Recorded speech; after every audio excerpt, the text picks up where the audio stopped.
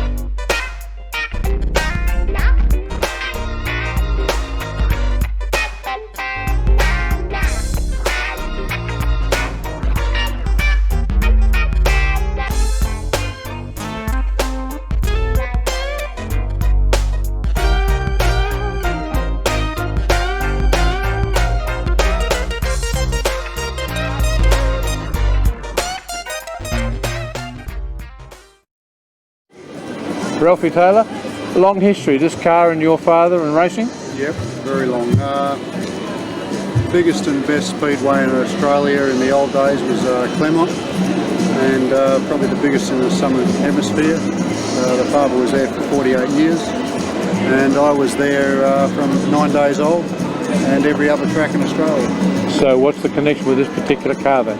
Some sort of undealt with childhood, I suppose, from the old man and racing. And this is a 34 Chev Roadster, and it's running a Hemi 6, which is a bit unique, running that in a Chev. And we're running Holden Carbies as the motor that's in it, the 265 Hemi. Didn't come out with Holden Carbies, it came out with not Strombergs but Webbers, and the Webbers didn't seem to work on them that well, so we wanted to get more 60s look, and it's more of a rat rod, so trying to get that happening. Is there anything off this that your dad actually knew or saw or drove? No, but in his earlier days in the 50s he raced some of this stuff, but probably not looking like that. A bit more speedway and a bit more wilder, so yeah. What about tomorrow for you? Another car similar? Tomorrow we'll be here just with this car and hopefully pull a trophy for 60s look or rat rod or something. Won any trophies at this stage? No, won some sort of raffle earlier, which is quite interesting. Fair enough. And have you got another car at home? Yeah, 33 Plymouth 5-window coupe, and that's unusual. Yeah, rare, chopped roof and jag front end, jag rear end, and spent quite $1 on that. That's still in the process, but it's a $70,000 or $80,000 car. Over a period of 4 or 5 years? 4 or 5 years, yeah. This is a very low budget vehicle. This car owes me probably 13 grand. Beg, borrow and stolen, you know, so. Many thanks, Rie. Thank you very much. God bless you.